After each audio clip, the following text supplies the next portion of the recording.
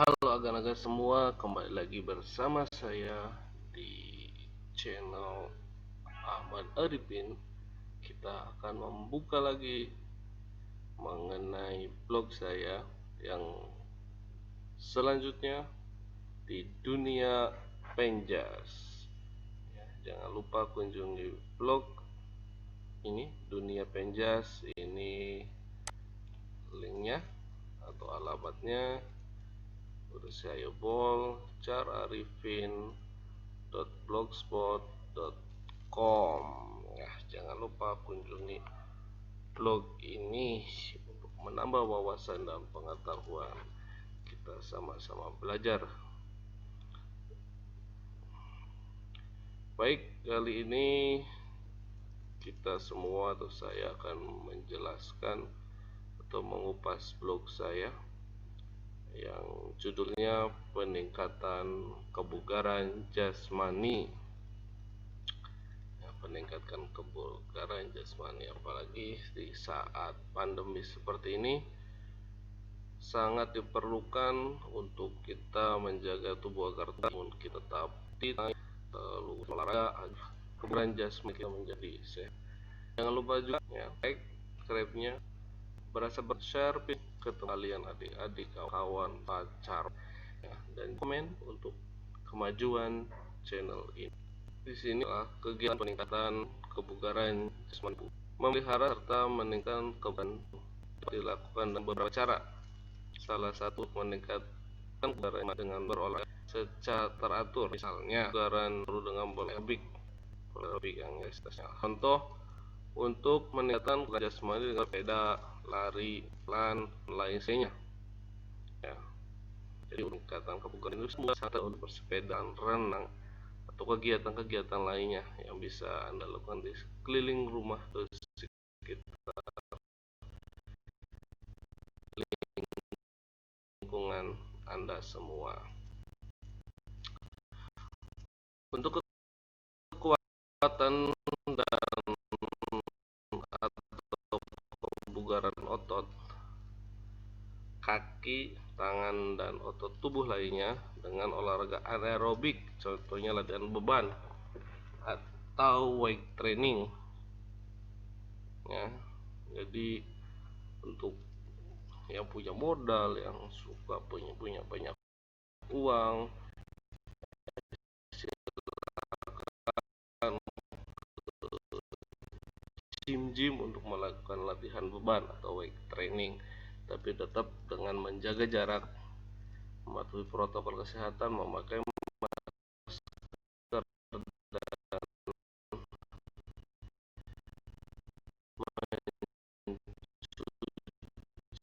mencuci tangan.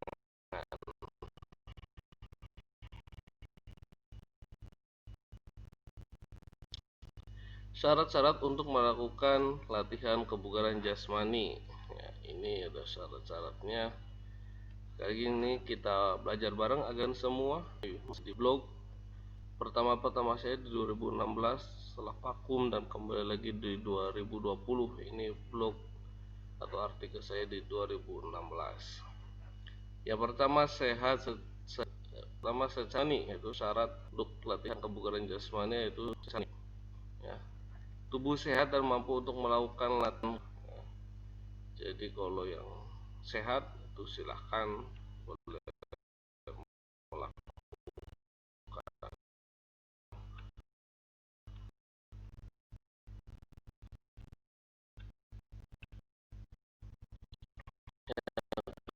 Kedua,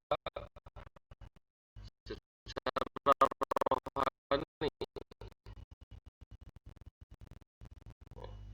memiliki pandangan yang sehat terhadap kehidupan, berpikir bebas dan dalam keadaan segar. Jadi nggak boleh ada pikiran beban, mikirin mantan yang sudah putus, mikirin hutang mungkin, atau mikir hal-hal yang lainnya sehingga olahraganya tidak efektif. Selanjutnya, memiliki prinsip kehidupan sosial bahwa manusia tidak dapat hidup sendiri, pasti membutuhkan orang lain. Jadi tetap kita makhluk sosial, membutuhkan teman atau saudara dan lain sebagainya. Untuk itu perlu menjunjung tinggi hak asasi, mencintai sesama dan mau bekerja sama. Ini contoh masyarakat Indonesia yang selalu gotong royong.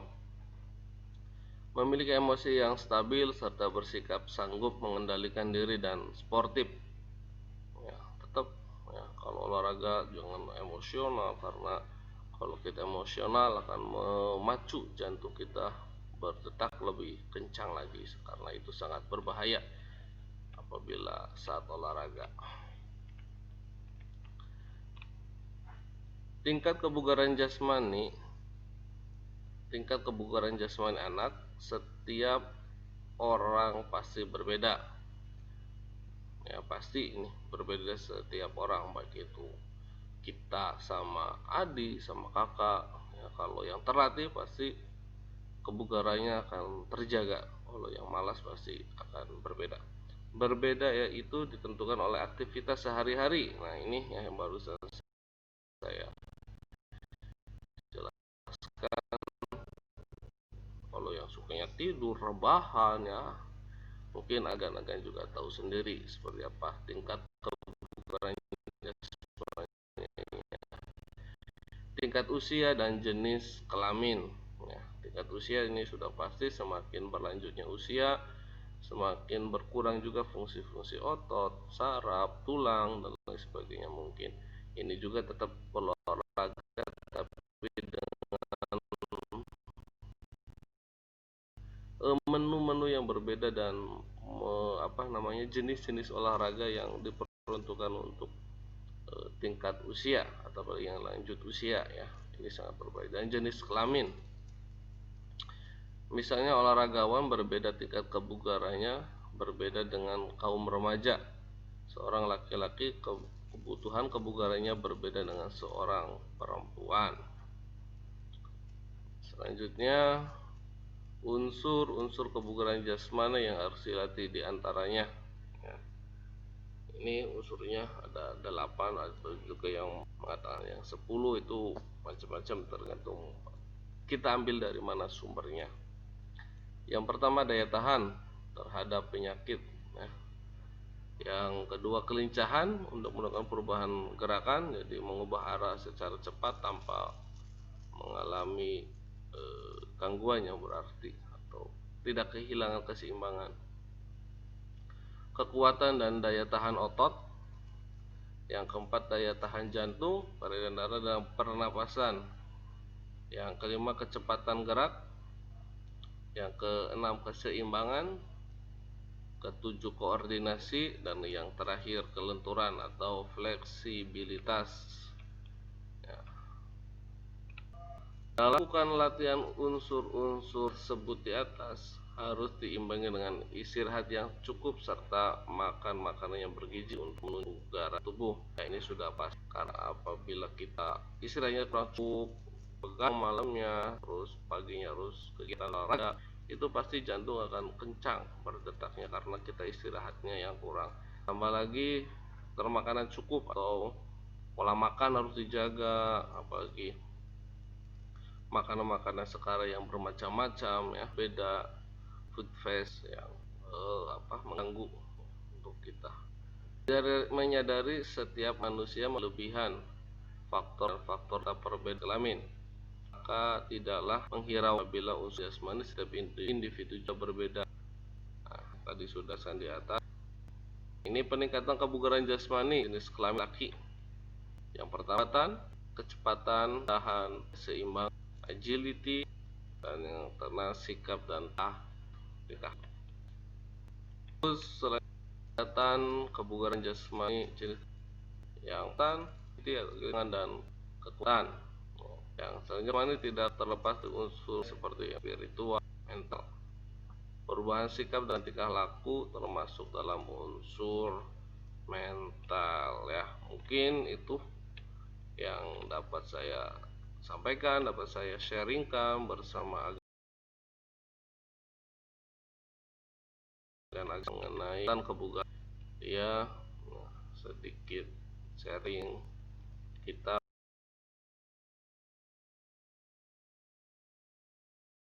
bersama-sama ya, semoga bisa bermanfaat untuk kalian. Dan kadang-kadang ada yang bertanya kenapa sih harus seperti ini, apa kontennya ya.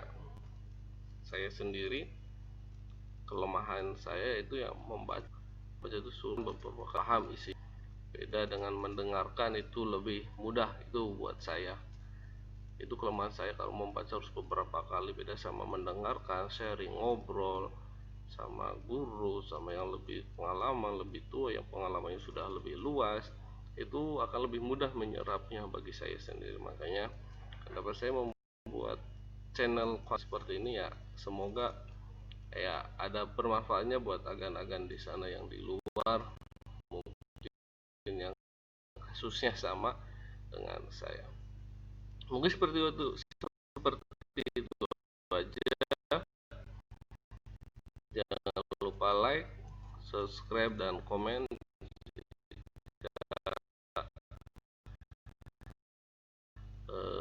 kalian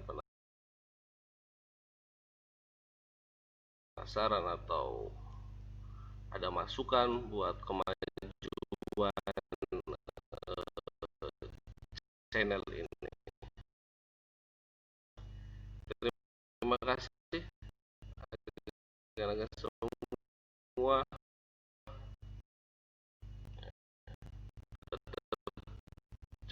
Jaga kesehatan,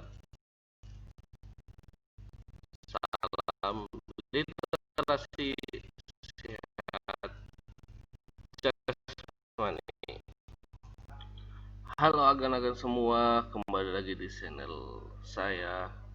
Hari ini kita masih akan membedah atau membahas blog saya di Dunia Penjas, dengan alamatnya jangan lupa kunjungi cararifin.blogspot.com yang ini ya, jangan lupa kunjungi.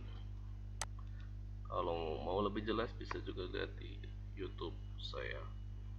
Baik, hari ini masih sama dengan yang sebelumnya. Ini masih di artikel 2016, masih kecil sumbernya, masih sedikit, belum banyak, belum rapi, cuma kita sering aja dari awal saya membuat blog sampai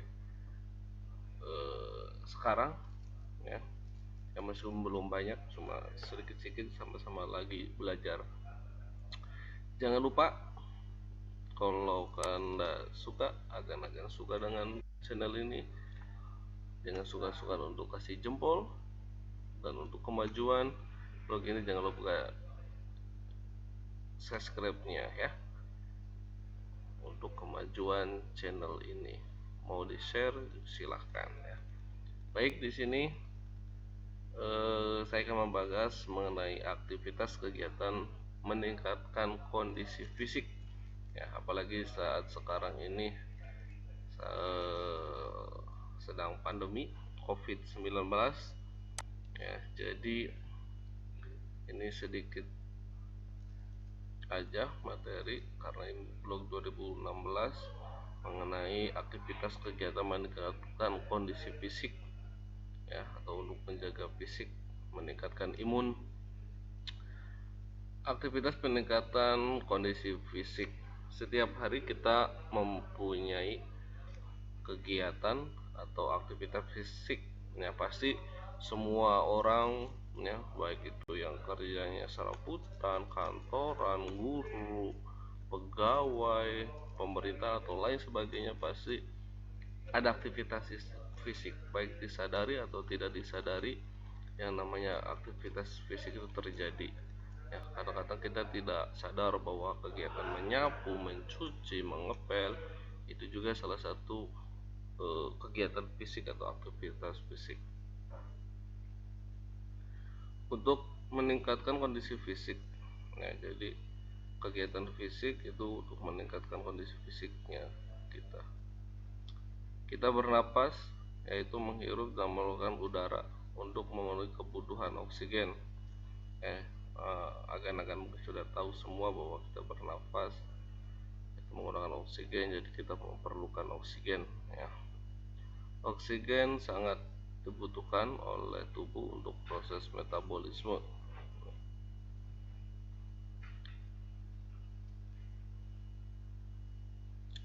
Melalui aliran darah, oksigen dibawa ke tempat penyimpanan sari-sari makanan untuk membantu pembakaran yang menghasilkan energi dalam tubuh. Jadi ini adalah kebutuhan oksigen, manfaat oksigen, yaitu untuk membantu pembakaran yang menghasilkan energi untuk tubuh kita, sehingga kita bisa melakukan aktivitas fisik atau kegiatan kita sehari-hari, baik yang untuk kerja, untuk olahraga, dan lain sebagainya. Maka apabila seseorang mengalami gangguan pernapasan, segera diatasi di antara lain dengan pemeriksaan dan pengobatan ke dokter, serta melakukan aktivitas olahraga yang mendukung rehabilitasi, misalnya jalan-jalan pagi, selingi, lari-lari, kemudian senam aerobik secukupnya, dan sebagainya. Nah, ini mungkin salah satu contoh untuk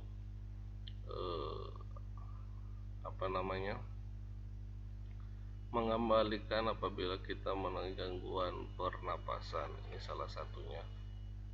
Selain itu, hendaknya menghindari hal-hal yang mengganggu pernapasan, misalnya asap rokok yang mengandung 3 jenis gas yang beracun, yaitu CO, HCN, dan NO2.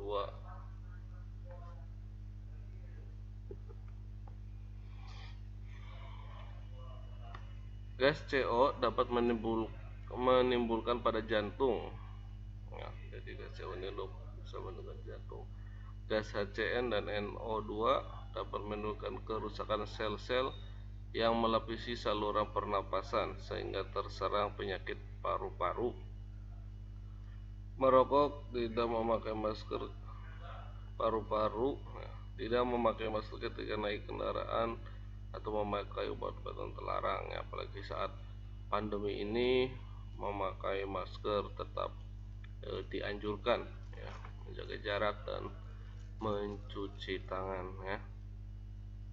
Mungkin itu karena ini masih blog saya di 2016, jadi masih sedikit, jadi inilah aktivitas kegiatan meningkatkan kondisi fisik apalagi di saat pandemi. Jadi rajin-rajin berolahraga, entah itu jalan santai, entah itu jogging, entah itu aerobik, dan lain sebagainya, yang bisa meningkatkan imun kita.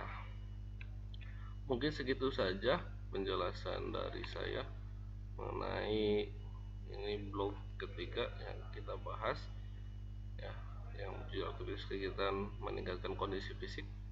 Jangan lupa kasih jempolnya, karena kasih jempol itu nggak bayar, subscribe dan share.